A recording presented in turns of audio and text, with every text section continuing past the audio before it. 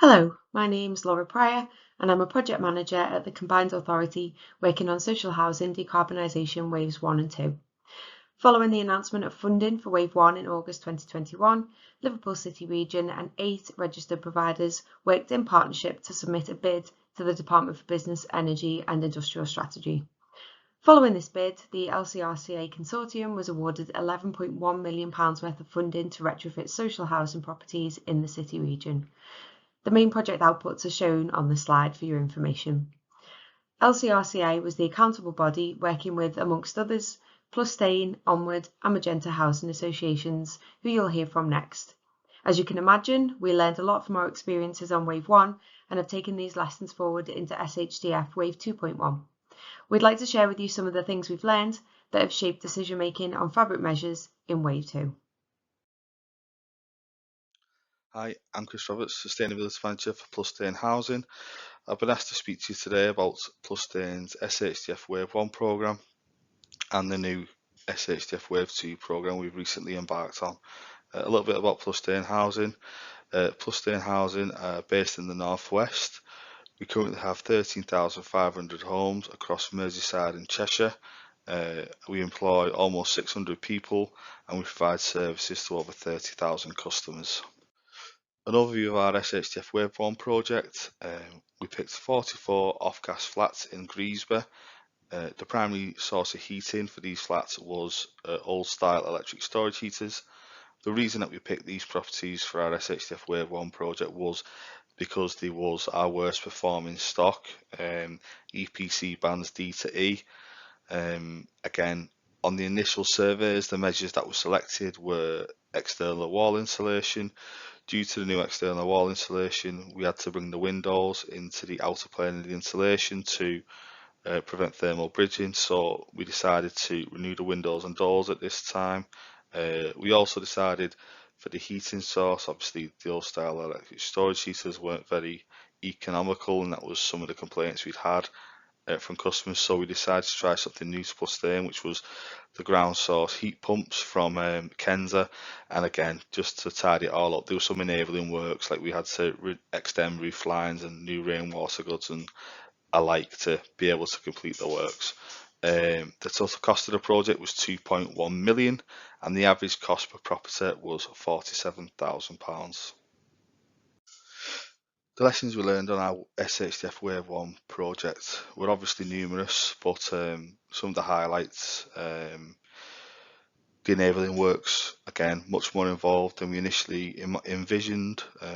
Again, some of the reinstatement works and the drilling rigs to the grassed areas was a little bit more than we'd anticipated.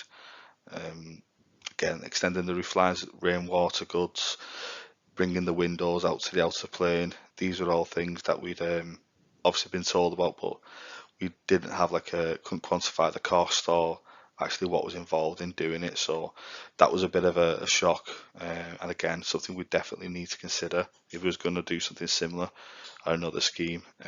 Again, the risk of overheating. So we'd increased tightness and the insulation of the properties massively. We'd installed some environmental sensors just to monitor the performance of the measures that we'd installed, and soon after completion of the project we had a bit of a heat wave, and the sensors were coming back saying that the average room temperature and again the peak room temperature was going a little bit on the toasty side.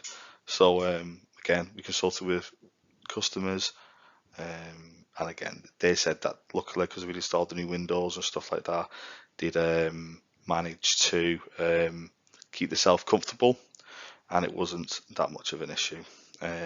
Again, the average cost a little bit high for our likings. It's something that we're going to consider on the next project. Make sure average costs are where we need them to be so we can maximise across as many properties as possible. And again, the colour choices, we picked a bit of a light colour, a year on, a little bit of dirt, rain, stuff like that marking it. Probably could have picked a better colour choice. Right, again, let's have a look at our Wave 2 project. For our Wave 2 project, we went for internal wall insulation rather than external wall insulation. This was primarily due to the cost. internal wall insulation was far cheaper than EWI, so it meant that we could do far more properties and it kept our average cost down. Another reason for it was we could, again, give it a little bit of versatility. We could pivot on to other pressures in the organisation, damp and mould cases, voids, disrepair.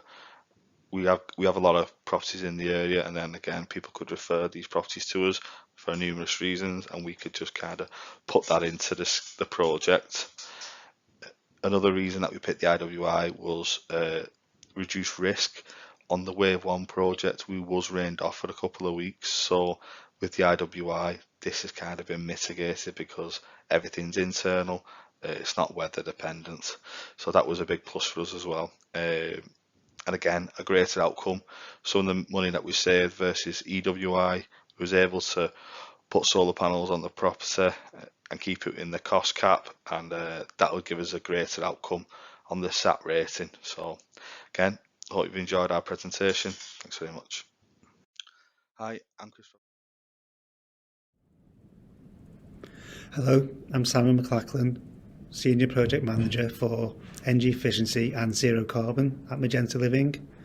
Magenta Living are a social housing provider based on the Wirral with a stock of approximately 13,000 properties, the majority of which are on the Wirral, but we also have some out in Cheshire as well. We have embarked on similar energy efficiency work in the past, namely the ERDF programme around 2020, but the Social Housing Decarbonisation Fund, Wave 1, was our first planned programme where we had to meet past measures. Our SHDF Wave 1 project was a step closer to Magenta Living reaching our goals and ambitions. They consist of 85% of our properties reaching EPC Band C by 2025 and 100% of our stock reaching EPC Band C Plus by 2030 to comply with government legislation. In addition to these ambitions, we also wish to reduce fuel poverty amongst our customers by the reduction of fuel bills, improve the longevity of our stock, and also reduce the risk of damp and mould occurring in them too. Our project consisted of 98 properties, all of a very similar archetype. The measures undertaken included EWI, loft insulation, and also increasing ventilation as well. When we set out, the anticipated cost of the project was £2.2 million. We had a final account in the end of 2.4 million due to some variations, some unforeseen items of work along the way. The major extra item of work was insulating curved ceilings, where we had to expose the area from externally by removing roof tiles. 98 properties were chosen because we found the fuel poverty was nearly double the national average in that area, and the household income was 33% lower than a national average too. There's also a high receipt of pension tax credits amongst our customers there in that area. Properties of a very similar archetype and age. These being located close together on the same estate made delivering the project more efficient. We had quite a high level of responsive repairs for damp and mould in the area, so the measures will also help us to address those issues as well.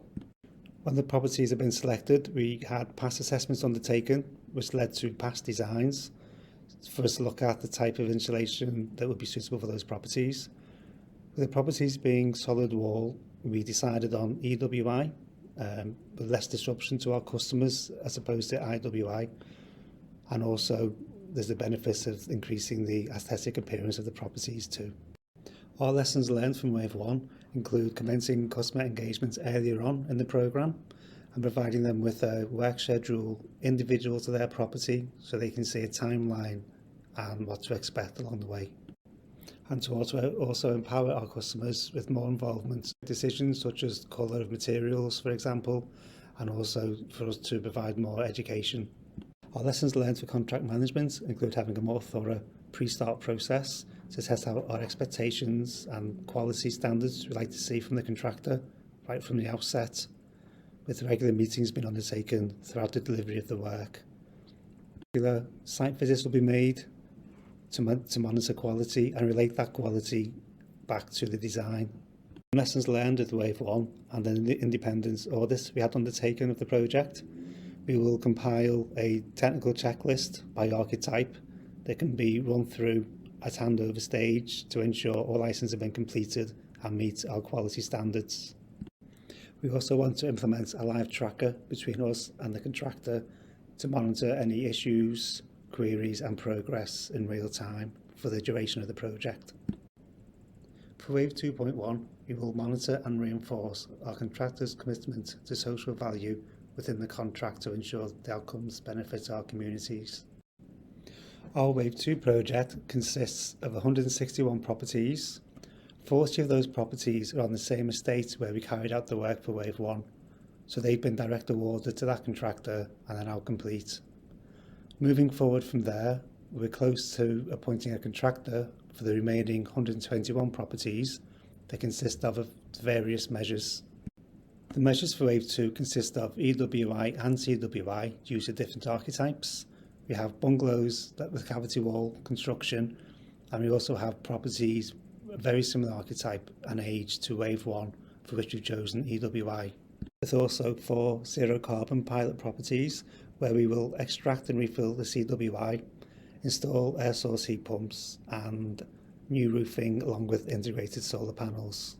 But will be a learning exercise for us to move forward with future similar projects where we may install air source heat pumps and solar.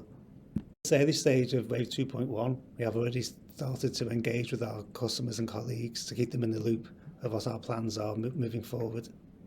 Ahead of appointing our contractor for 2.1 and arranging pre-start meetings, we have set out an agenda listing the main key points we wish to discuss, setting out our expectations and quality standards. Thank you for listening, and I'll be happy to answer any questions you have regarding our project.